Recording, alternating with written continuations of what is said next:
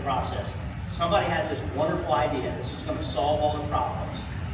We're going to make it illegal to carry in a dwelling or a property of another without express permission from the owner or the owner's agent. So it goes to a judiciary hearing where they talk to people and they have testimony come in, people email saying what they think about this proposed bill. So people kind of freaked out about it and they're like, this is a bunch of garbage, whatever, you can't do whatever. So they changed a couple of things, right? Well, like property, I threw it in air quotes, right? And express permission, put that quote. Now signs equal express permission, so if they tell you, we welcome your guns here, it's good to go, then you're fine, all right? What they ended up driving in. Going real slow. Looking for signs, right? Get to the building, she said, hey Dad, come in and see what I'm working on. I'm walking down the hallways, real slow, don't see any sign. All right, but that's kind of how I'm living at this point. We shouldn't have to jump through all these hoops, right? If we have a right to keep and bear arms and something bad happens, and we got citizens in general that just carry all the time, that bad person's not going to be able to hurt too many people. It's not going to be like the Las Vegas shooting where hundreds of people are getting killed or injured. You see where I'm going? Because if we're able to arm ourselves, then we can do something about the problem. All right. Government infrastructure area. Polling places. Canvas and ballot locations. I on the Title 11 law. I stopped doing a little bounce in thing. When conspicuous signs are posted at the entrance. I didn't get like surgery. Now my brain's like, oh, that's right, racetracks are off limits, so I can't go to the demolition derby anymore. Where all these guys are drinking alcohol, you know, parking lots are crazy, everybody's trying to leave, you can do it or whatever, you never know. Anyway, video lottery facilities are now off limits, according to state government article there, 91A01. Once again, I'm digging into all this stuff and figuring this stuff. It took me a while to digest this. So I'm like, so what is a video lottery facility? Well, it has to have video lottery terminals. I'm like, okay, so what's a video lottery terminal? Yeah, the slot machines, if it's electronic, yes. If it's mechanical, it gets a little crazy because it's video lottery terminal, right? So I'm looking at this stuff and I'm like, wait a minute, scratch-off machines, Keno, anything that's at a convenience store, a truck stop, all that stuff is. I finally found a word. All right, video lottery facility means a facility in which players play video lottery terminals and table games under the subtitle.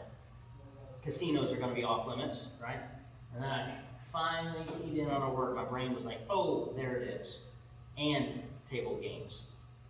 So if you're going in the convenience store and they've got scratch-off tickets and Keno or a poker machine or whatever, it's still good, provided they don't also have what? A poker table, a roulette table, blackjack. So if they don't have table games, they only have the video lottery terminals. It's not a video lottery facility. So you can still go in your convenience stores or your truck stops. What is the scratch-off machine considered a video terminal? Yep. So I hit it on another slide. It's got listed what all that. So it's like, it's so vague. It's so you can win something or not win something. You could actually pay something or not pay something. Maybe tokens, maybe not tokens. It's all kinds of, yeah. So scratch-off tickets are considered video lottery. Even though it's not a screen on it. It's an electronic machine of chance that you could pay or not pay, receive a reward or not reward, or a coupon, or what it. Our legislators, they're living in Annapolis. They're doing Annapolis things. They're not living in Charles County, St. Mary's County, PG County, wherever you guys are coming from. You see where I'm going? A little bit frustrated. So this does not apply to, and this is a little ray of sunshine for us, it doesn't apply to the owner, where I had to look it up because I grew up here in public schools, the lessee. I had to ask Google, how do you pronounce this word? The lessee of the location. This doesn't apply to licensed security guards under Title 19. This also does not apply, here's the good news. Persons authorized by the above for the purpose of protecting any individual or property at the location with express permission. So remember that in-home child care center. Could the person that's working that child care center ask their spouse, hey, while we're working, there's kids here, can you, if you're here in the house, can you be armed to protect us in case anything happens? At that point, because of that little blurb, now it's good to go. So if you go to a church that has a security team, can the pastor, the priest, the rabbi, or the imam say, hey, I want you guys are good, I trust you to carry your guns here. I see how that's working. So if you got a place of business, used to be you had to be a supervisory employment. In the course of your employment, in the establishment with permission of the owner or the manager. Now that doesn't really apply anymore because whoever's running the business can now say, hey, I trust you with your gun. If you want to carry here, I'm good with that. Now if that's you receiving permission, I would get it in writing. Everybody's good? So, a little ray of sunshine there at the end for us is one other exemption to all of this stuff. This doesn't apply to firearms carried or transported in a motor vehicle if it's locked in a container and your permit's still valid. My kids go to one of the private schools here in the area. I didn't want them getting learning all the things that they were talking about in public school. And then two, I wanted people to be able to be armed at the school. Now they made it illegal to be armed at the school, but whoever's running the school can give you permission, right, if you're gonna protect the people and property there. Now, before I get on the property, I don't have permission at my kid's school yet, I'm working on it, but I don't have permission yet. So before I get on the property, I have to pull over the side of the road, unload my gun, lock container, my permit's still valid, then I can drive onto the school property, park, go into the assembly or the event that they're having or whatever, and I can be there. My gun's in the car in the parking lot because of this exemption. That makes sense to everybody? Should we have to do that? Private property, blah, blah, blah, but areas for children are now off limits, public and private, all the way through 12th grade. College, if it's not run by the state, you gotta look for signs. Everybody's good there? Everybody understands? You get permission for a private school. If you get permission from whoever runs the private school to be a person that protects people and property at the location, you're back to being okay. But you're gonna have to get that permission, you gain the trust and do the things, right? So that's kind of where we find ourselves. Maryland Gun Safety Act. Day 93. All right, they got the injunction. Places selling alcohol got the injunction. We can still go to hotels and bars and restaurants and things like that, provided we're not under the influence. Private buildings or properties without the owner's consent got the injunction. There are some other gun trainers in the area that tell you still have to ask permission. As I'm reading this, I'm not seeing I have to ask anybody permission. All right, and then the third one is you can still be within 1,000 feet of a public demonstration until a cop asks you to leave. But that got the injunction as well. So those are all still the same as they used to be. They are not enforceable. Now, interestingly enough, after this preliminary injunction was ordered, the court date came, and neither the plaintiff, Maryland shall issue, or the state, the defendant, added any testimony or evidence to get the judge to do anything different than he already did, so it just froze. It's now permanent. Both parties, the state and Maryland shall issue, have both appealed the case in order to get things better. So if you didn't like it to begin with, why did you not argue then? Now, I'm not aware, and there are some weird things as I'm learning and going through this process to teach everybody this stuff. Legal maneuvering is a thing. So it may have been that it needed to be permanent there, so we freeze what we got. And now when we go argue in court later, it's already codified as an injunction. Now when we argue for more stuff, we might not lose what we got.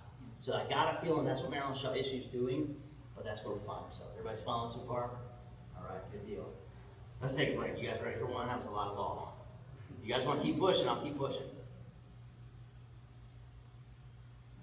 All right. So I may not get to, because I was just telling you, like I might not have put these slides in there to remember. So Maryland shall issue is an organization. They're just outside of Annapolis, if I remember correctly. I got a couple of flyers over here on the table, just in case you guys want one. Memberships are $25 a year. I'll let that sink in for a second, not like a month, but a year. So $25 goes to these guys so they can hire lawyers to go fight for us in Annapolis. They've already been successful on many court cases already. Like, did you guys hear that we almost, here in Charles County, we almost had to be outside of 1,000 feet from any county-owned building or property with a loaded gun? You think about how dumb that is. Just driving down the road, do you know where all the county buildings are around here? Oh, there's a school. Oh, I'm already in violation because I'm on a public road and driving my vehicle. How does this make our community safer? Just throwing it out. Anyway, they sued over that stuff. They won. This got an injunction, all that kind of stuff. So $25 a year on their website, because I don't know if you guys know, years ago we had a preemption statute where the state law trumps everything else below it. So if you knew the state law, you didn't have to worry about the counties and the towns and the cities and whatever else, right? That got amended to where it only covers the sale of a regulated item. So Charles County, Montgomery County, PG County, wherever, they can write their own ordinances and change gun laws. Should we have to dig into all county laws? There is a spot in LexisNexis where I could show you it still applies. The state has preemption. The preemption itself, the statute itself has changed.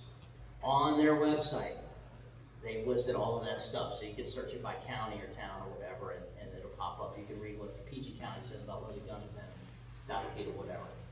Zero gun.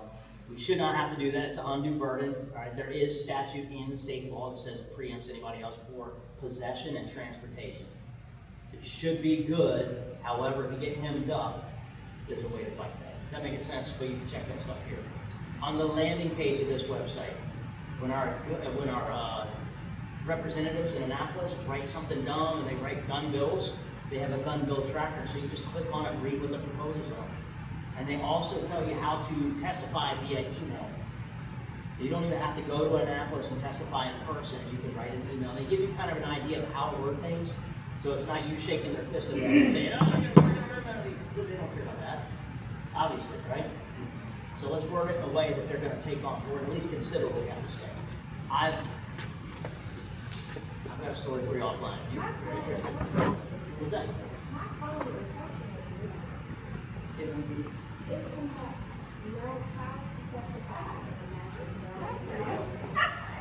My phone does that in my pocket all the time. Like, oh. All right, so just let you know, in case it doesn't cover it later, I've been meaning to put one slide in there. Barrel shot issue, 100% worthwhile. Give them a little bit. I give them $75 a year. So, kind of hurt me to lose $50 if they're going to hire a lawyer that's going to help me make my rights. Does that make sense to you? Even if it's not Maryland Shall Issue, Gun Owners of America, Firearm Policy Coalition, there's all kinds of stuff that's out there. These guys just happen to be worth it, and they do a pretty good job. The guy that runs it is a criminal defense attorney, nonprofit, and it's a volunteer organization. I've called them a couple of times. They don't always answer, but somebody always does call back. I had a 2-hour conversation with the guy. So they're engaging with people. It's not just a shelter organization. So why do you need to carry a gun? Person protection, things like that. Do we have to justify this to the state anymore? Don't have to do that too. But would it be a good idea for us to be able to articulate to our friends and relatives and neighbors why we're making the choices that we're making? Short answer is none of their business, and you got a right to do whatever you're going to do, right? But it doesn't help us advance freedom, because if they got, I may not check them every time, but I want to make sure that you guys are satisfied that they're happy. So once again, check it twice. Level 1. You hear the little friction on there, click. It's pinching onto the trigger guard. There's one thing holding this gun in the holster, which is friction on that trigger guard. Good there? How do I get the gun out? Just pull on it, that's it. If I'm just pulling on it, level 1 holster, that's good to go. Is this in a holster, firmly secure, reasonably designed to prevent lost, theft, and accidental discharge like DC requires? It doesn't have to have a switch, a button, a lever, a strap, or something to hold it in, as long as it won't just drop out on its own. Good there? Here's another example of a level 1 holster. Here, click. Not going anywhere, right? There's a little finger paddle right here. I press in on it a little bit, it just comes out. I'm just barely pushing on that, and it's coming off of the trigger guard, and it's coming out. Now, there are some instructors and some ranges that will ban these from their classes and their ranges and things like that, because they're worried about people shooting themselves. And there are videos online, people using this kind of holster, and then end up shooting themselves. Now, what are our safety rules? We're going to treat the guns like they're loaded. We're going to point them in a safe direction, and we're going to keep the finger off the trigger till what? I say we're going to keep the finger off the trigger till we're pointed at something we're willing to shoot. If my gun is in the holster here and I come out, just barely out of the holster, am I pointing at anything I'm willing to shoot right now? If I touch the trigger here, could I get shot? All right, so I have to wait until what? Slide level with my target, and I'm moving up to actually engage it before I touch the trigger. See how this is working? So people generally don't shoot themselves in these holsters because they're bad holsters. They shoot them because they're trying to go too fast and they're outrunning their skill. You with that? If you look at where my finger is when the gun comes out, where is it? It's on the frame. So I'm not unsafe with this holster. Does that make sense to everybody? Now, I tend to not want to carry these things for defensive use because of an experience I had in Iraq. I was crawling in a ditch, and you see this little gap right here? Everybody see that? That little gap where it has to close? Yep, guess what happened? There's a little tiny pebble, itty bitty little thing, went right in that little spot, and I'm trying to pull my gun, and this is not coming out. I'm glad I had a buddy there with me, otherwise we'd have been having a different conversation. Does that make sense? So, range holster, I don't have a problem with these kinds of things. The Marine Corps went to these types of holsters, but I wouldn't carry this for self-defense. You're not probably crawling in a ditch in Iraq. You have to worry about that though, right? But is there gravel in a parking lot? You end up rolling around with your attacker, a piece of gravel goes in there, you can't get your gun out, it's not gonna help you a lot. Everybody understand? Good deal. All right. A couple more level 1 holsters for you. We'll get, this is the guy we're gonna use on the range today. Right here, click. This is called an ALS holster from Safariland. It's an automatic locking system. There's a little lever that needs to go back. I see how it's going backwards, not down, not out to the side, that kind of thing. All right, because when the slide is forward and it's in the holster, it's locked in place. I'm gonna break one of these days, right? I'm gonna give it a good, solid pull, and that guy is not going anywhere. All right, but you see how I'm making a gun right here, and I grab the gun like this. See where my thumb is already located? As soon as I pull back just a little bit on that lever, the gun slides right out of the holster. So we went to these instead of friction fit holsters because people would forget their belt and pull the gun, the holster come out with it and all that kind of stuff. So we're doing it this way. It's super loose in the holster, but all I have to do is push a little bit on that lever and it's able to come out. Make sense? One fluid motion. I just grabbed the gun and it comes right out. That's the style we're going to use today on the range. After I had that problem in Iraq, I switched to this guy. This was my old style holster. You see how it's got this hood that goes across the top? Most cops use this thing carefully. So grab the whole thing on the top, rotate their hand down, they push down and rotate the hand forward, and then they grab the gun. And you see, that's good, it comes out, right? But how many steps am I taking? I'm taking a lot more steps than I need. So all I'm going to do is look for this little triangle in the back. Little tiny triangle. And if my thumb can touch that as I push down, it rotates my hand right onto the grip where I need it. You see how that's one fluid motion. So in our recommendations on what to look for in a holster, if you need something with retention, something like this makes sense. Is that everybody good? All right. Now, is anybody going to be able to conceal something like this? That monstrosity. So I'm just using this to illustrate a point. The point ends up being one fluid motion, no matter how many retention devices you have. All right, so what we end up having here, that little screw right there, that puts friction on the trigger guard. It has the automatic lock system that we already talked about. It's got the hood that we just talked about, and then it's also got this bail that goes over the top also. So if somebody's trying to grab my gun, they have to get it in a very specific way in order to get it out of the holster. But as we draw, it comes out in one fluid motion. Takes a little practice, but it comes right out. Does that make sense to everybody? So all of that nonsense, I'm not saying go out and buy this because it's the best holster on the market or whatever, especially for concealed carry. Totally defeats the point of having something that massive. The illustration is one fluid motion. You shouldn't have to use both hands. You shouldn't have to pull something up and out of the way and then pull another thing out of the way and then twist the gun and bop it, stretch it, pull it, hit it, whatever. We don't want to do all that. Any questions on how that's working? All right, so all kinds of, that's a level 4 retention holster. There's level 5 that's out there where you actually have to rock the gun back or twist it sideways in order to actually come out. Most cops will have stuff like that.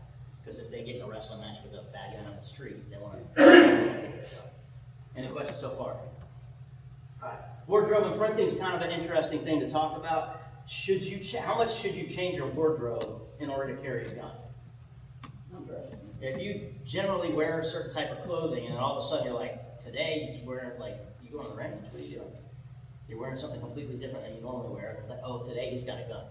We don't want that to be obvious, all right? When I was learning about concealed carry in the, I hate to say it, the late 90s, early 2000s, everybody that carried a gun looked like old John Goodman up there in the Big Lebowski. flat top haircut, amber colored shooting glasses, had a hunter's or photographer's vest on, maybe a fanny pack. You could walk down the street and be like, you're a cop, you're carrying a gun, you're cool, you got a gun. We don't want you to be obvious about it, right? Generally speaking, if you are in a group of people, right, a class or a church or a school or something like that, if you're going to shoot up the place, you're the bad guy. Who tends to be the first target? The person who won't have a gun. The cops, right? Or the guy that looks like they're a gun guy, right? If somebody walked in the room right now, who's probably going out first? It's going to be me. I call these my shoot me first pants. Because they look like I'm a gun guy. Now, for these classes, especially if I'm meeting new people for the first time, I want them to go, oh, there's the instructor, professional. Like, you imagine if I was in flip-flops and board shorts, and I was like, what's up, dude? You here for class? Probably the wrong answer as well, right? So I want to be professional, do things look like a gun instructor. But when I'm out with my family, I just wear blue jeans. Unfortunately, because I run the business, I still got my logo and website and stuff like that. But I think it makes sense. If I'm going to church, it's just a black button-up shirt, and everything gets everybody's good there. So make it make sense. You may have, if your pants don't stretch at all, you may have to go up a pant size or two to allow or accommodate for the gun in the holster. Eventually, the more you carry, the more you wear your gun in public, the more your shirts are going to look like they have been eaten by moths. And I see you chuckling because you're like, yep. Because if you're carrying something, you got something over top of it, and stuff hits it, your fabric is going to wear down. It's going to end up having holes, and you have to replace it every so often. It's just part of carrying a gun every day. Questions on wardrobe? Printing is a thing. Right, these two guys not doing great. Right, every now and then I have a pretty bad printing day as well. It happens. It's part of life. But we want to minimize as much as we can how much the gun is showing to the average person. Most people, are they going to notice? Even if you're printing terribly, not going to notice. They're like, I got to get my milk, I got to get my eggs, I got to get my bread. They're thinking about what they're thinking about. We, on the other hand, should be practicing being aware of who's got guns. Do that? All right, so a guy on the right-hand side probably not doing himself any favors. He may have a holster that ends up looking a bit like this. Everybody see that? Probably not a good choice for what he's wearing. Any questions? All right. Guy on the left-hand side, what probably happened with him? He probably got up in the morning, put on an appropriate shirt, appropriate pants for what he's got going on for the day, but what was the issue, you think? Sure got caught up in it. So is it possible he ended up sitting in his vehicle and hopping out of the vehicle and not adjusting before he started walking around? All right, so am I doing decent right now with this gun on my head? All right, so it's concealed, I'm doing the thing. If I got to bend over to pick up one of my kids' toys, what are you seeing? All right, so just be aware of that kind of thing. Now, if it happens to get caught, they get caught. Normally, I'm like, if it gets caught, all right, so you see me in Walmart doing this. Hey, man, great class the other day, whatever. Hey, you have my bad print now. Let me know. So I'd be like, hey, thanks, man, I appreciate you. Right? What'd you see me do with my hands? As I'm gesturing here, what I do is this. Don't make it obvious, like, oh, really? Am I printing right now? Like, what's going on? Just do what you need to do. I'm blessed and cursed with dry skin on my face, so as I walk around, I'm constantly like checking stuff, making sure I'm good. If I blouse out my shirt, do whatever, I'm not drawing attention to the fact that I'm like, just this little guy right here. All right, we don't want to be like that. All right, so draw as little attention to it as you possibly can. Inside the waistband tends to print a little bit less than outside the waistband for reasons. I'm carrying outside the waistband now, so you can see, you can still get away with it. You just have to be aware of how your body moves. So if I need to bend over and pick something out, what you see. So it might make sense to take a knee instead, pick up what you need to do, right, and then stand up. Now, if I spill Skittles, do I want to be like, that doesn't make any sense either. Do what you need to, maybe scoop some stuff up together, get it all in one go, and then you're off to the run, and you're good to go. All right. All right, right height and holster cam. You guys remember talking about this stuff?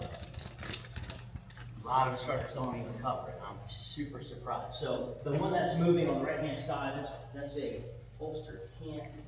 You're going to do here. All right. This one's adjustable, right? So it's got several different holes on the back, so we can move these grommets and things like that up and down to adjust the angle. Now, if the barrel is vertical, and the grip goes this direction. Looks like a 7, right? Gotta get that right there. Okay, so 7. Our brains, for whatever reason, are wired to go, that's a gun. I don't know if it's an American thing or what, but when I'm a kid and I'm running around in the woods and I see a stick, a shape like this, what do? That's a gun. I'll do the thing, right? Super easy to draw from it in this angle. Because you're coming straight up out of the holster, do what you need to, but it's hard to hide. Conversely, if we get the pistol grip vertical here, our brains, for whatever reason, in somebody's clothing or waistline, don't recognize that as a gun. So it's super easy to hide, but what's it hard to do? It's hard to grab hold, it's hard to draw. You have to twist your body to get your angle at the range. And then you're twisting the gun all the way out of the holster, just doesn't make it easy. So we have to find a good balance to make it make sense for what we need. Do I need more concealment? Do I need a faster draw? If I'm competing, what do I want? I want a faster draw. And if I'm going to an area where it may be questionable on whether or not I'm supposed to be carrying the gun to begin with, maybe I want to hide it a little bit. All right, which brings us to right angle. If I have the gun way up, if my fingertips, like my fingers, are my jeans or my waistline, the gun's way up out of my waistline, how easy is it to draw? Super easy to get to, right? But it's hard to hide, all right? Conversely, if we go where my fingers are, my waistline here, it's tucked way down in my pants. Super easy to hide, was hard to do. It's very hard to draw. Remember, we want one fluid motion. So recommendation for you guys is, if you haven't figured it out already, is right about where you can get one finger between your pants line and the pistol grip right there. So if you get one finger in there, you're doing pretty good. That's a good place to start, and then you can kind of play with it and find out how high, how low do I need my gun in order to hide it or draw well. Make sense? No questions? Yes. Things to help you hide them. All right. Some companies will have something called a wing or a claw or a candy lever, candy bar, all kinds of different names. Essentially, it's just a poke part that pokes out like this. All right. If your belt goes through this little loop right here and you pull in tight, where's the feel of the gun go? You can close to your body. It's the hardest part to hide on a gun anyway. So once it kind of float out there like this, you got this little candy bar here. You can pull it in tight. Now, if you have a wedge as well, my body's shaped like this, and I pull the belt tight where the top of the gun go. Does that make sense? All right. So how much of the gun right here is touching my body? Basically the whole thing, right? That's kind of what we want. It sticks out a little bit more at the bottom. Most people don't notice that bulge underneath your belt line. They will notice a bulge out above it. Typically, people aren't shaped that way. Everybody's good there? Any questions at all? What do you got to do? Initial or renewal for all the DC upgrades? Did anybody get their initial DC already? Everybody on this side, and then this young lady right here, right? She didn't get her DC either. Okay. Everybody needs initial for DC. Everybody needs initial. Everybody got the invoice sent home. Okay, good. Alright. So there's your wedge. Oh, a little bit more about the wedge. So there's ones that you can buy from companies, right? They attach, and these you can have like little, I don't know what you call it, like stuff to make it smooth as you pull the holster in and out of your pants line and that kind of thing. But what are you seeing happening to these already?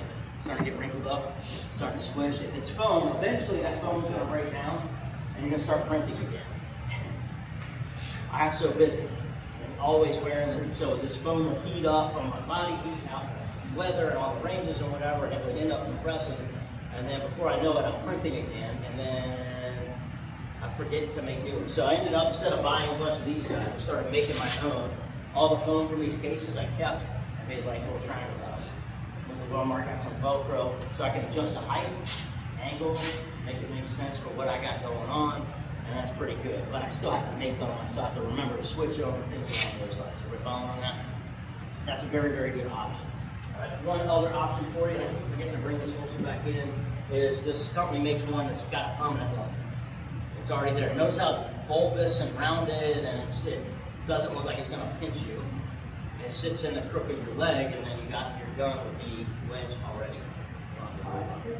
What's that? Is that plastic? Yeah, it's plastic. Yep. So that's the idea behind that one. So that way I don't have to worry about like, oh, print already. I gotta make a new wedge. I gotta remember to put the Velcro on, stuff like that. Any questions so far? All right.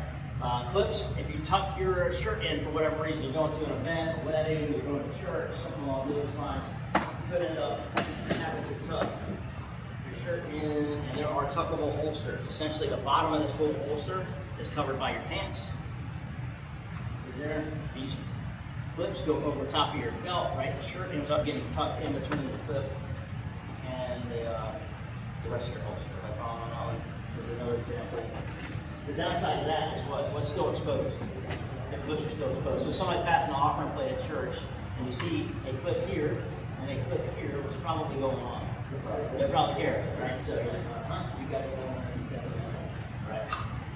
That's a game I try to play everywhere I go. It's like, who's got the gun? And that's kind of a cool thing. So you watch people's demeanor, you watch the thing, they got a dead arm, or they're constantly like touching something, they make sure it's still there. There's ways you can tell, and it's important to start thinking about that. All right, you see all the clips up there, you can see them already outside. The top picture's got 3 clips, the bottom picture has, how many? 4. Where was that little guy hiding? Under the belt. Right, so, kind of like this guy. Pants go underneath that little J-hook, and it's on a cam like a suspender clip. Flips down, it's attached to the pants. The shirt goes behind the clip, belt goes in front. The pants are right here, shirt's where my other hand is, and the belt covers up the clip. Does that make sense to everybody? That's kind of cool. So it looks like that. You see where my hand is, that's where your shirt will end up going. You can still tuck your shirt in and still have the holster. That's kind of a cool thing. Make sense so far? Anybody see mine? Do you remember what I carry? Was that? Yep, same picture here. So there's my Glock 19 with the RMR sight and the spare magazine's got 19 around it. So when I was walking around, like, everybody see this thing right here? My gun heel is staring you in the face. Hopefully that did a decent job of hiding it. As you're coming through a second or a third time with us, you already know the answer, so you should be able to pick it out throughout the day. Because as I move, you'll start to see a spot that doesn't move quite as much. Or as I move around, what do you see here? You see all these clips. And that's kind of where we're going. So if I tuck that in, it allows this out, as I move around. So hopefully you get these things got to do it, and you not so much. That's part of life. Now, how often are people looking at the belt? I'm like, hey, behind the belt, there's a belt. Very, very good. But if you know what you're looking for, you'll be able to see that. And that's the game you should be playing all the time anyway. If you can already spot who's got a gun, you can start to rule out if they're dangerous. All right. I don't know. This actually, by the way, just so you guys are aware, this thing by itself and a gun by itself, no problem. You buy these, no issues. When you put them together, it becomes any other weapon, and now you have to register with the ATF. Used to be $200 tax, now it's been reduced to 0, but because it looks like a wallet in your pocket, and you can fire it from the holster, now it's AOW, and you have to register with the ATF. Can't make it up. Let's throw it out there. We already talked about the sticky holsters. Anything on the cross side of your body. Anything set up on the cross side of your body is basically set up for what? It's set up for somebody else to take. So if I got a shoulder holster on, it's tucked up in here, and your attacker's fighting you, they got access to your gun. Same thing goes on your hip on the other side. Competition shooters used to do this all the time because if you're starting out in what they call the interview position, like this, where's the hand compared to the gun? It's right there. So they start out like this, and then they be able to draw. So very, very fast, but it's also fast for the bad guy. Do that. All right, ankle holsters. Good. What's a good thing about these? So even though I'm printing pretty bad on my trauma kit and all of that kind of stuff, how often is it like? Most people aren't looking at ankles and just going about the day, right? I would say it's a good backup gun if you carry a second gun. I'm not telling you to carry a second gun. I'm not telling you that, but if you can't get to yours, something happens, you end up wrapping your legs around the attacker, it's already set up for you there. However, if that's your primary gun and you need to get to safety, Can you draw your gun at the same time? You gotta be in position, you gotta be stationary, the leg goes up on a chair, or you gotta take a knee in order to make that work. So it could be a long time to get to. Hidden in plain sight. So if you carry your gun in a bag, I would say keep the bag on you, but there comes with it a risk, right? So your bag as it is, right, cross body, it's a safe way to do that so your bag doesn't get stolen. That's good. That's what my wife, that's what my sisters all got brought up. My mother got taught that same thing. What does it become if the bad guy grabs the strap? It's a leash at best. It's a noose at worst. So they could drag you to the ground with that as well. So we were talking last class about carrying your backpack with those straps, or do you want to like go inside? So if somebody takes your bag, they take your bag. They don't take you. Downside of that is if your gun's in the bag, what else? Now they got their gun, right? Where do you carry your phone, your wallet, your keys, things like that? Now they got all of your stuff, your address, credit card, all of that stuff. So I've got the address, the phone, and whatever, but my gun has to stay on my body. If I got a day planner like on the left-hand side, pretty awesome, right? But if I walk over here to grab something, my day planner's over there, now what? So there's my gun. And if something happens, I gotta get to my gun in order to help people. And human eyes are all the movement, and a bad guy shooting up in place, see movement, you can probably key him on. All that. Questions on that one? Are fanny packs coming back? Yes. I hear that they are. There you go. So fanny packs are a thing, just make it make sense. There's sling bags. Mr. Briscoe is famous for wearing all these kind of things, right? I worked with a synagogue security team at some point. They actually put Kevlar in those. So they'd be on the back, and if they moved the gun, they would swoop it up, right? And then they'd have Kevlar inside their sling bag, right there on their chest, and that's a pretty cool idea. Just keep in mind, anything that's strapped to your body becomes a handle, or a leash, or a noose. Just be aware. Weigh your pros and cons, make the decisions you need to make, and then when is it your turn? How long will it take you to get the gun from where it is to get it there? Questions? All kinds of stuff's out there. You just gotta weigh the pros and cons, make it make sense for you. Anybody want to talk about anything here? All right, same kind of thing here. You're wearing something under a dress, you're wearing something under a kilt, whatever the case is. Athletic bands, things along those lines, they're just elastic. So your gun's held in by elastic. Some companies will put a rare earth magnet at the bottom, and that way your slide next to a magnet stays a little bit more secure. Well, with elastic, it only lasts so long. Eventually it'll wear out and you have to get new stuff. This lady's from a company called Dean Adams. If you remember this video, especially for ladies that need to dress professionally and don't want to look like they're going to a range every day. This is cool. So what is that, clutch design thing, right? Pulls out her lipstick, starts putting it on. That video there, just click on. First peel at the ends because purses are for lipstick. You don't put your gun in your purse, it's for your accessories, it's for whatever else. So first thing is pulling out of I always forget the number, 6, 9, 20, something. The little 380, here's the 1911, and a switch blade.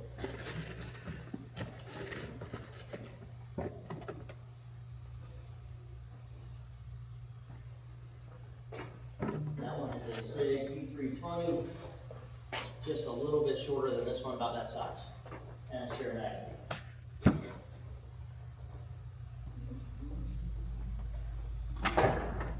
That one is about 26. So, It's underwear that actually make that picture on the left, literally that's what that is. That's Thunderwear. I think the names are hilarious. Thunderwear, like for real. The one on the right over here, that's called the flashbang. I'll let it sink in. So you don't actually pull the shirt up, it comes out and the hand comes underneath. About 1.7 second draw time, but unsighted. All that stuff. Just remember, every day means every day. You guys are aware at this point, I think, when you go out in public, sometimes you have to use the facilities, and if you do, you need to have a plan for what to do with your gun. I'm hoping you guys aren't the people that leave them on these. Reason why they say it is it's only a matter of time before you get them. You just forget that it's there, and you walk out and you leave it behind. So have a plan. Generally, I recommend if you try to come to your knees, in that packet around your knees. And that way it's there. When you pull up your pants, you're not going to forget it. Any questions on that one? All right. Remember, the saw is going to go all the way to the ground. Please don't raise your hands, but if you're one of those people that like take your pants all the way to your ankles, as people walk by the stall and your gun's in your waistband, you can see where that might be an issue. Somebody calls the cops and I get unwanted attention. All right, we already talked about strong side draw versus cross draw. We're all right-handed shooters, so this slide will apply to all of us here. It's 12 o'clock, 6 o'clock. Every position has its own pros and cons. So if you're carrying like most cops do at 3 o'clock, right on your hip, what's a good thing about this? Your body's biomechanics tend to lend itself for that being a smooth, efficient draw. Typically why you carry it. So that was the downside of this. If your body is shaped like this, and at some point it goes like this under your shirt, somebody's like, what's going on there? See what I'm saying? If you pull it back a little bit, about 5 o'clock, 4:30, somewhere in that area, as you're engaging with people and talking with people, even back when we were open carrying in Maryland, see it looking at you straight on, all of those kinds of things. Downside of, one more benefit to that. Can I reach the gun with both hands? I can reach it with both hands. So if I'm not able to use the hand I'm usually going to use, what can I do? That's how old I'm getting. I can use the Can I other one. reach So that's a both good hands thing. when it's behind my back? Downside Not stuff that today, I think because my about from a shoulder's too small tight. man. Somebody pushes me over, I got a hunk of metal on my spine. Yeah, reach right here, they ain't got no back. Falling on the metal, now I got a back injury on top of whatever else. Could be a bad thing. Now, can I still reach this one with my left hand? I can still reach it, it's just not gonna be a very pretty draw. I might have to grab this thing, pull it over, and now I can do what I need to. Is that making sense to everybody? All right, but we might wanna consider that kind of stuff as we decide on how we're gonna carry. What about up front where I carry? What's some good things about it? Quick to draw, you can conceal it pretty well. What else? If somebody tries to take my gun, am I gonna know about it? I can defend it, right? So it's concealable, easy to draw, I can defend it. What else? Anything else good? We could probably leave it there. It can be. Now, you have to get used to carrying here, right? If I bend over and touch my toes, am I feeling that holster in that gun? I drove to South Carolina to buy a bunch of ammo, and after about 4.5 hours, let's loosen this belt a little bit, right? Other thing, well, buy the right gun, the right holster, slide length, and all of that kind of stuff's gonna matter, because as I move around, I'm able to do all the things that I used to brag about, like I go skateboarding with my son. And then I kept getting injured. But it wasn't the gun's fault. Well, one time it was the gun's fault. I went to do something on a half pipe that I hadn't done in years. I'm like, man, I'm doing good. Let me try this thing, right? My heel of my gun was underneath my ribs and I popped them out. So, when be responsible, do the things you're supposed to do with the gun. My spiel in the past was I can do everything that I need to do with my gun. So based on your life and lifestyle, you should make it make sense. If you go out in the garden all the time, or if you drive a truck, or if you sit at a reception desk, or whatever the case is, you're hauling crates and things out of a truck and going to vending machines, whatever it is, you should be able to do with your gun. So you gotta pick the right spot to do your job throughout the day and be as comfortable as you can with the gun. If you're not comfortable with the gun, you're probably not gonna carry. And if you're not carrying when the time matters, then what's the point? So we just gotta be aware of that kind of stuff. What's a major downside of carrying up front? For a dude, What's that? for a guy that essentially shoot your gun. Most guys right off the bat, that's exactly what they're thinking, like, you can shoot yourself, and then, well, that is true. But I got 5 kids, I'm not worried about that anymore, right? What I am concerned with is what runs down both legs, my femoral arteries, right? So if the gun is pointed at the femoral artery as it goes back in the holster, what I gotta make sure that nothing's between the trigger and the holster. If you force the gun in the holster and there's something in there, or I tuck my shirt in and the gun goes and I pull the shirt back out, you see where that could be an issue, right? So the most dangerous place for anybody as a gun carrier, somebody that shoots, even on the range, is drawing from the holster and returning from the holster. Returning from the target. Returning to Returning those. to the holster. There you Thanks, go. Jason, I appreciate you. All right, so drawing from and returning to, most dangerous. Now, even with me carrying here, where's the gun pointed right now? At my leg, right? I'm gonna catch one in the cheek, it might go down my thigh, it might hit me in the calf. So when I reholster here, can I step forward? Where's it pointing now? If it went bang right here, you see where the muzzle is, right? If it went bang right here, am I still gonna get damaged right here? Yes, but it's not gonna be as bad as it could be. If I'm carrying 3 o'clock like cops do and I reholster like this, See where I'm going? Have you noticed, well, you guys didn't see the video of the guy, he reholsters like this. Where's the gun pointed now? Out, no way. Is it possible I can still get damage right here on my hip? Sure, overpressure is a thing and it does damage people, right? Now, how easy is it for me to reholster here and not point the gun at myself? If you listen to Jeff Mal from Tenicor, he's the guy that makes the holster that I usually carry. He's like, rotate your hips, point it away from you, and ease it into the holster. And I still basically point at myself. Mm-hmm. Be careful, finger off the trigger. Make sure there's nothing between the trigger and the holster. Ease it into the holster. If you feel any resistance, that's including today, right? When we go to the range, you feel any resistance at all, reholstering the gun, stop. Take a look, make sure it's clear. If there's a shirt tucked in there somewhere, whatever, gun comes back out, clear it, and then ease it back in. Sound pretty good? No questions? All right. You gotta make it make sense for you guys. You don't have to tell me where you carry. I already know because it showed me, right? But that's the idea behind it. I appreciate you being unloaded as well. Okay. All right. So coming from the holster, we're gonna have review the draw real quick. The only thing after that essentially is application process. If you guys got any questions, is this everybody's first renewal? Nobody's second? Just the first one. Okay. Gets a little easier every time. They tend to ask for less stuff.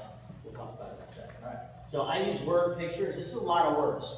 Eventually, what I want you guys to be able to do is reduce it to about 2 or 3 words to think about while you're drawing from the holster. Because your brain can only think about one thing at a time anyway. So if you're trying to memorize 18 different things, it's kind of hard to do. I tend to not use 1, 2, 3, 4 because my brain doesn't compute numbers to actions. Make sense? All right, so I use words. Can I do this with an open garment? I can do this with an open garment. Can I do this with a closed garment?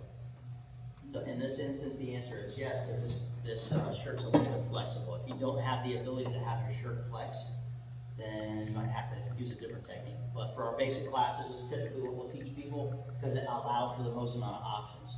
I'm going to grab as close as I can to the gun or pinch where the gun actually is, right? So I'm going to rip the clothing up and out of the way. What did it just do?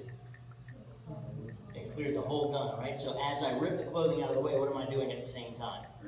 I'm ripping and gripping at the same time. When I bring the gun up, I'm going to come straight up out of the holster. If I have a safety, like your gun, I'm going to have a safety on the gun. This is where I sweep. So straight up and sweep, just enough to clear the holster. Then from there, I'm just dropping my elbow and I'm already pointing at my target. I just need to establish my two-handed grip. For me, it makes sense. If you take a look at my hands a little later, I got some calluses where I touch the gun in the same spot every time. So if I touch that one spot, I know I'm ready to start punching towards my target. And I punch towards the target. On the way out, I'm going to prep the trigger. Punch, prep. Looking for the sights. When I see them, I can actually take a shot. That making sense so far? All right, so I'll walk through it one more time here. And rip and grip. Straight up. 2 hands. Punch, prep, sights, shot.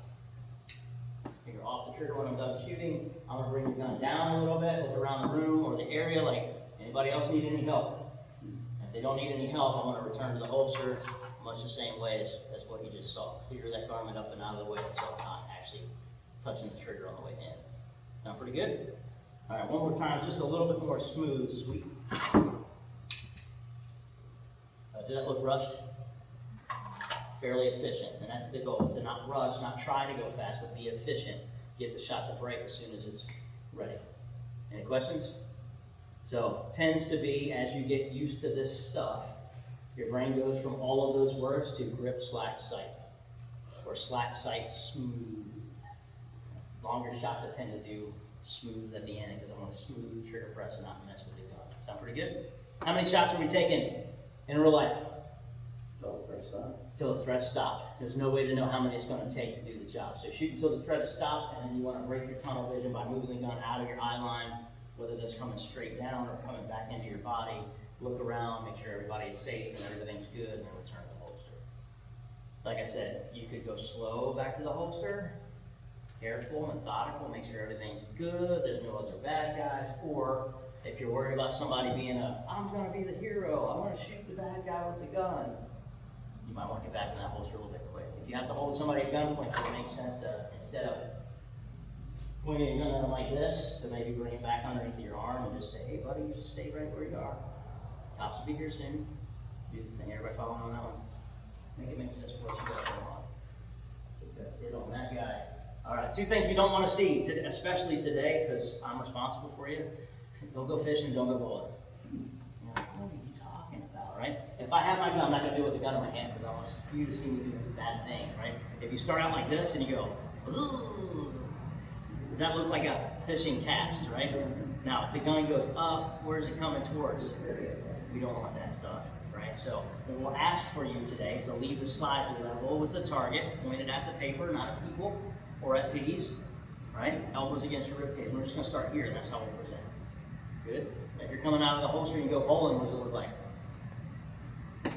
In either one of those cases, you're casting or you're bowling, when do we see our sights?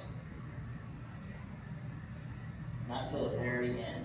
And it's hard to stop motion from one direction to the other. So you could overshoot and shoot low coming down or shoot high coming up.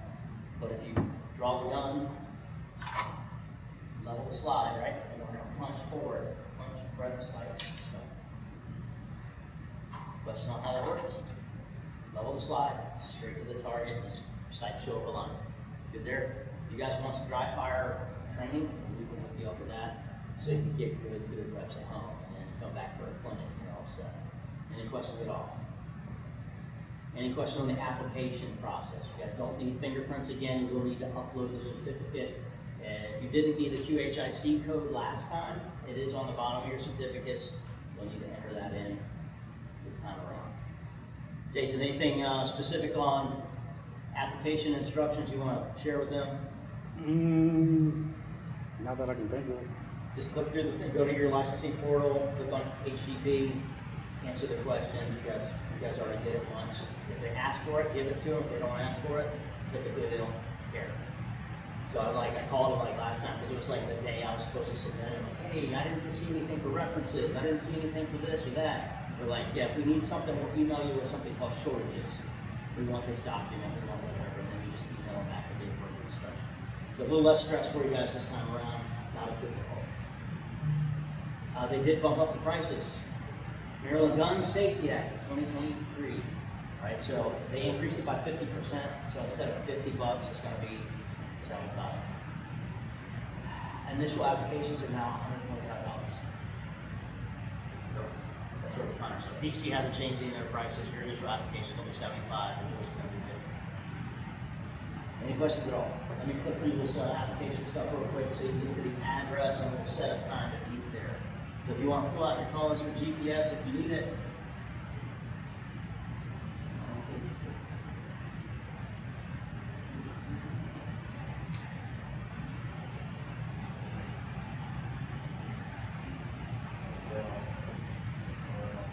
I keep meaning to make that brighter in the background so you can see the numbers better. 7,200 hour place in Port Tobacco. It will be the same place you shot last time if you came out to shoot with us. You can stand up and take a picture. And if you don't have dummy rounds, just do a prep trigger for the first shot and click on the second. So we'll make sure everybody's behind the line. We'll say downrange area is clear. Shooters go ahead and unholster. Jason will unholster. We'll tell him load with a 10-round magazine. And obviously he's not going to shoot right now. He's just demoing dry fire. Alright. So what we'll say is shooters. One shot to the X, stand by. That's your cue, present fire, one good hit. You got 3 seconds for one hit, 5 seconds for 2 hits. It don't take all day, but like we talked about, slack out on the way up. Make sure your sights are aligned, smooth press, let it break. Sound pretty good? All right, when you're done shooting, notice that his elbows came back to his rib cage and his pistol is pointing at paper, not at people or piggies. Good there? Keep them level with the target, and then that way we're all set. Also notice, as he came back, what did his finger do? Came off the trigger, and then it came on back. What we don't want to see is triggers on and forget you like. Take a stage, feel the steel. Sound good? All right, shooter, 2 shots. 2 shots, the X, stand by. Slack, sight, smooth. All right, he'll take 2 shots, and then come back, get ready. Once we're done shooting at whatever yard line we are, or if we decide, hey, I want to talk about something or whatever, we'll say, shooter safely, return to the holster. Nice and easy back in the holster, smooth and safe, all the those things. Make sure there's no clothing between the holster and your trigger. Any questions? Anything at all? Why is there a bunch of dummy around here? Because Bowen and Bernard forgot to pick them up.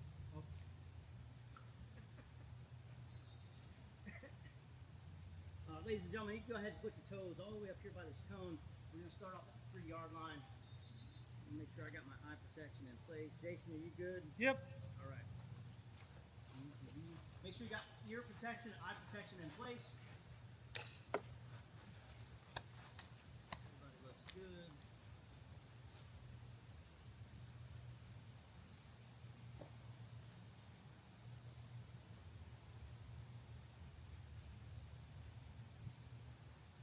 All right, eyes and ears are in place. Shooters, you can unholster.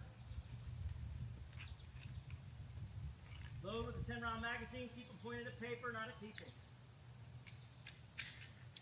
Load around the chamber. There it is. Now you got it. Get a good stance. Get a good grip. One shot. One shot at the X. Stand by. One shot.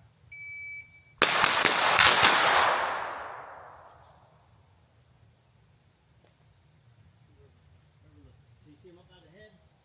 All right, aim in for me. Go ahead and aim in. All right, you see how you like did the fishing thing, right? So keep it level and then bring it up to your eye line. Finger off the trigger for me. There you go. Aim in at the target. You see how this is touching the target right now? But this one is not. It's down low. So I want you to look through that little window and find the white dot. So let's do it this way. Go ahead and extend out. There you go. Touch this on the X. And we also want to take this side and touch that 789 line and the 987 line. Okay. So that football is resting on the goalpost now, right? So see the football? That's how we do it. Finger off the trigger and just aim like that first before you build pressure. Sound good? All right. You got a little bit of a tight. Right? Same thing with you. Your right hand actually tightened up. And then move over here. And that's tight to the left. So if they look good, put your wing over there and keep adding pressure. So ignore the bang. Just build pressure. All right? All right, shooters, one shot. One shot at the X. Stand by.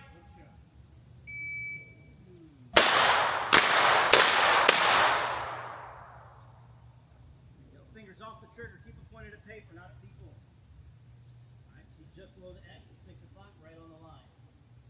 That's how we do it. Good job. All right. One shot at the X. Stand by. One shot. Flat, sight.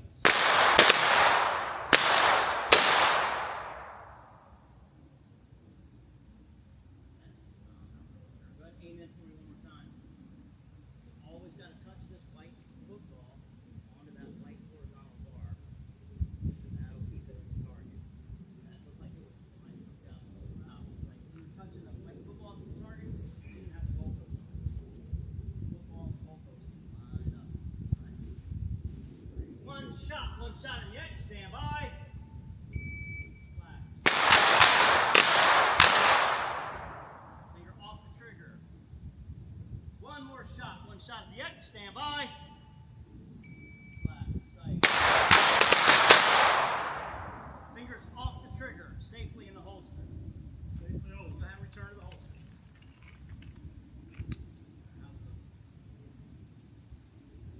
All right, shooters, you can move back to the next cone.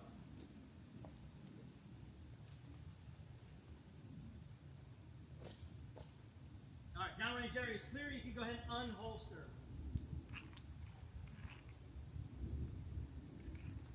It's a good stance, a good grip. If you squeeze the thumb and the fingers, it'll go over to the right. So if it looks good on the sights, the football's resting in the middle of the goalpost, and it's on the X, and it still went over there, right before the shot, right before the X.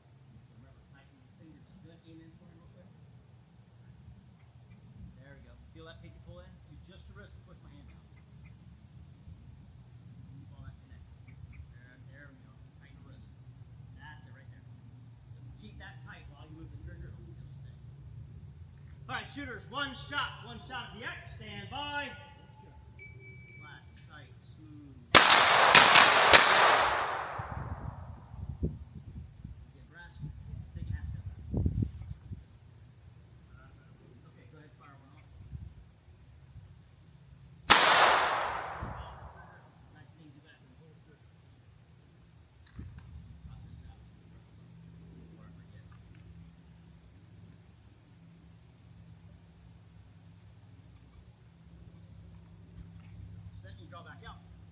right, shooters, 2 shots at the X. Let's take a half step back. 2 shots at the X, stand by, shoot you.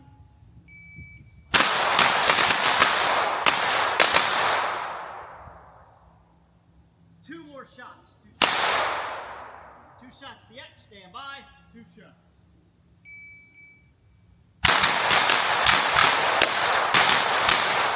Came up empty, you dump the old one on the ground, new one goes in. Keep them pointed at paper. Dump the old bag on the ground.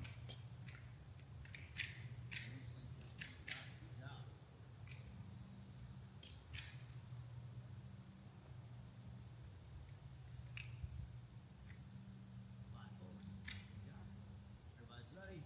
All right, good stance, good grip. 1 shot at the X, stand by. 1 shot. Flat. 2 shots at the X, stand by. 2 shots.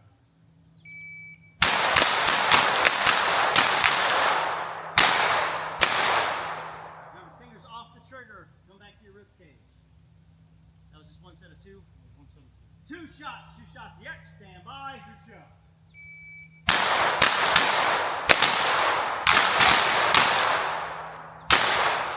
Fingers off the trigger. Work your way back to the holster. Safely holster. So saying finger off the trigger, work your elbows back to your rib cage. There's a lot of fingers on the trigger hanging out. All right, is everybody in the holster? Mine's holster. Let's move back to the next cone.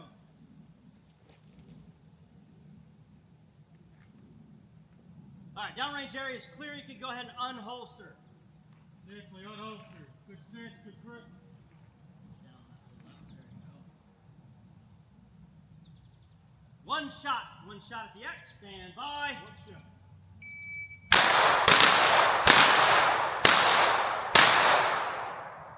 2 shots at the X, stand by. 2 shots.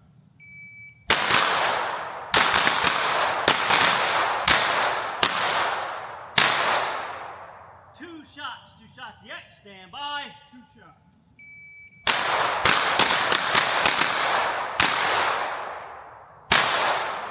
Dry, reload. Keep them pointed at paper. Drop that old bag to the ground. Put a new one in. Once you've reloaded, you can holster. Reloaded, holster.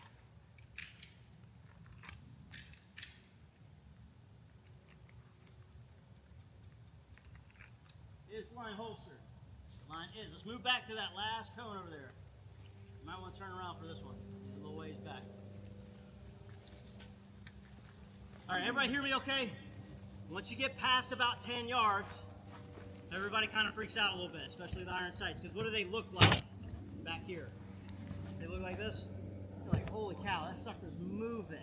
What do I need to do? I need to time this guy so I get it right in the middle. And you're watching the sights do this, and then you're like, it's going to be in the middle right now, and then you yank on the trigger. Is that going to help you? Absolutely not. So what do we need to do instead? Allow for them to float, and as long as the football's in the goalpost on the silhouette, what are we doing with the trigger? Smooth press, straight back. I already mentioned a fuse earlier today. Has anybody not shot a bottle rocket before? Light fuse that goes up in the air. Treat your trigger finger like it's a fuse, like in the movies, you know, how it like burns down. Let it burn down, just build pressure until something happens. The less you care about when the shot breaks, the better your shot will be. If you demand it shoots right now, and the sight's the way that I want, the worse it's going to be, because we mentally, subconsciously, we add pressure to the gun, and it moves the sights for us. Does that make sense to everybody? All right, so you heard that kid song from the movie Frozen? Y'all remember that one? There you go, nailed it, right? You can hear it. Let it go, let it go. Don't care about when. You got 6 seconds per shot back here. So once you hear the beep, you got 6 seconds, that's all day. If your grip is tight, your slack is out by the time you see your sights, you're just building pressure, waiting for it to break. Sound good? Any questions? All right, let me get behind the line.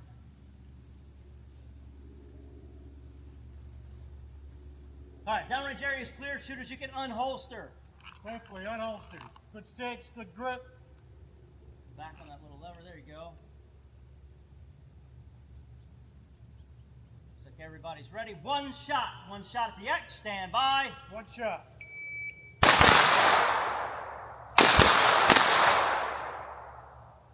2 shots to the X, stand by. 2 shots. As you were. 1 shot. 1 shot to the X, stand by. 1 shot.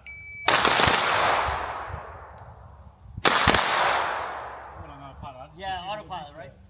1 shot to the X, stand by. 1 shot.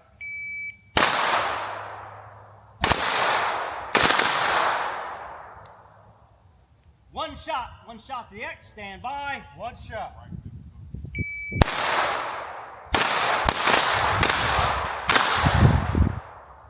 And 1 more shot, 1 shot to the X, stand by. 1 shot.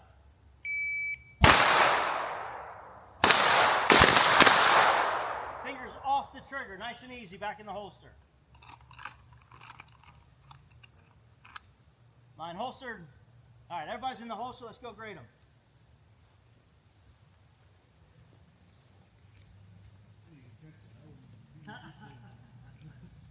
Once you said, I'm like, oh, that's weird. Jason normally catches me when I do something dumb.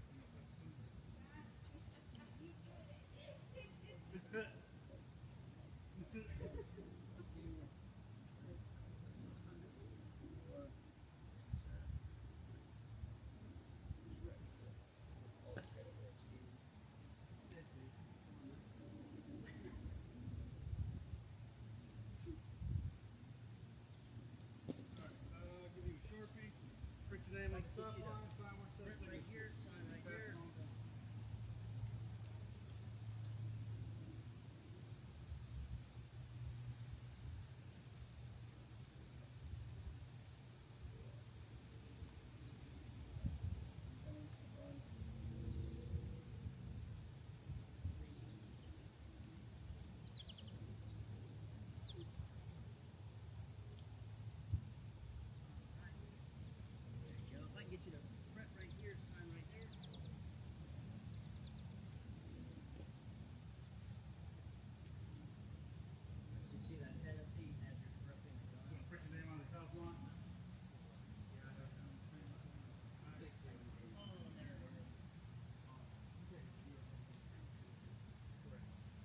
Don't want to shoot a second 25 and get hang out.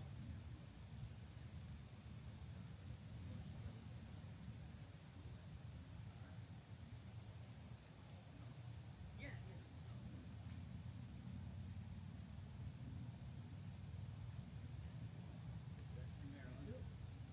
If you can line up here on this first cone one more time, we're going to do this for DC. We're only using these first 3 cones this time.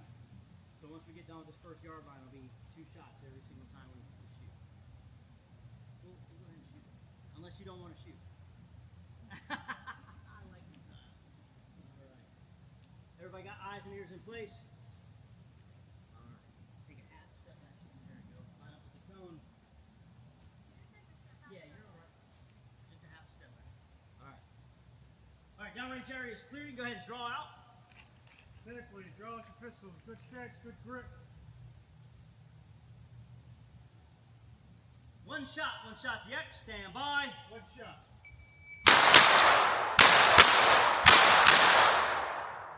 2 shots to the X, stand by.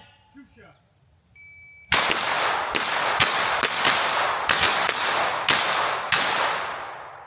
2 shots to the X, stand by. 2 shots.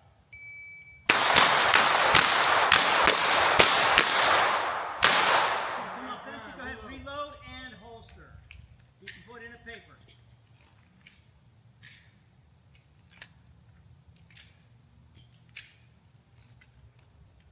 Safely return to the holster. Alright, everybody's in the holster. Let's move back 1 cone.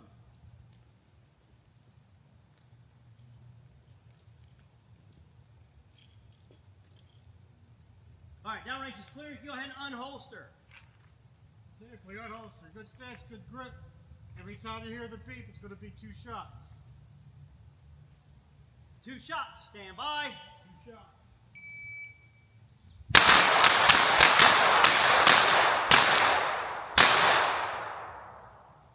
Two shots, stand by. 2 shots.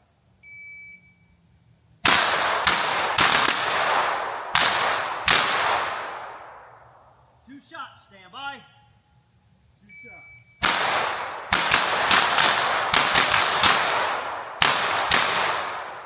Two shots, stand by.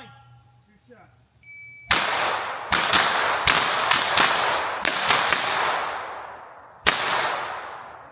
Two shots, stand by.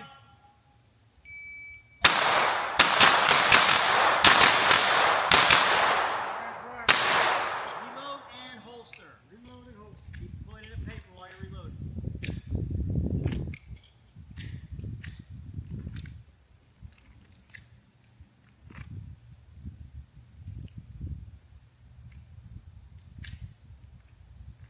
Alright, everybody's in the holster. Let's move back. Last cone, last mag. Same drill. Last 10 rounds of the day. Alright, go ahead and step up to the cone. Go. Downrange is clear. You go ahead and unholster. Thank you. You're off the pistols. Good stance, good grip. Again, every beat, 2 shots. 2 shots, stand by.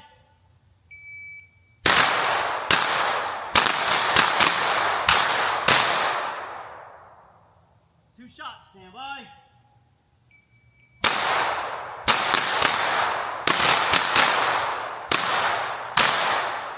Two shots, stand by.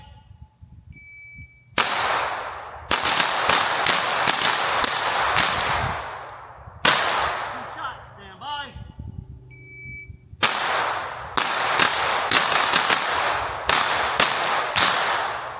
Two shots, stand by.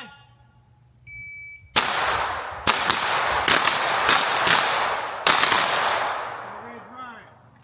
Holster your pistols. You can leave it just like that. Yep. Just like that, holster up. Everybody's in the holster. Alright, let's go squirrel.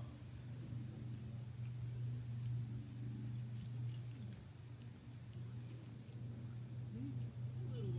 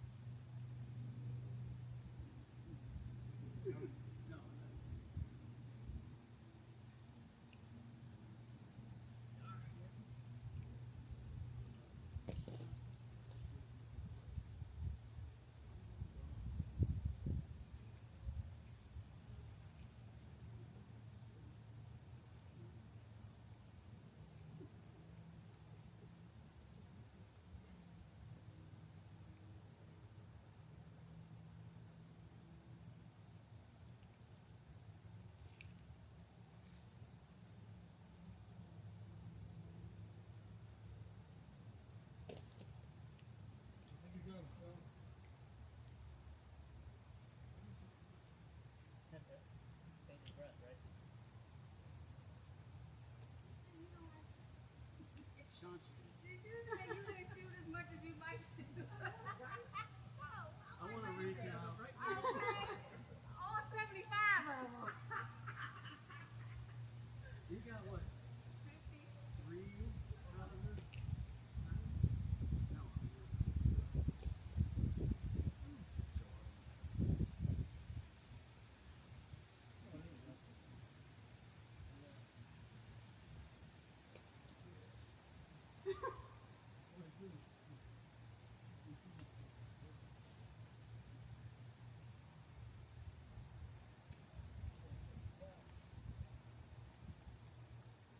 Alright, I'm going to take a picture of your target.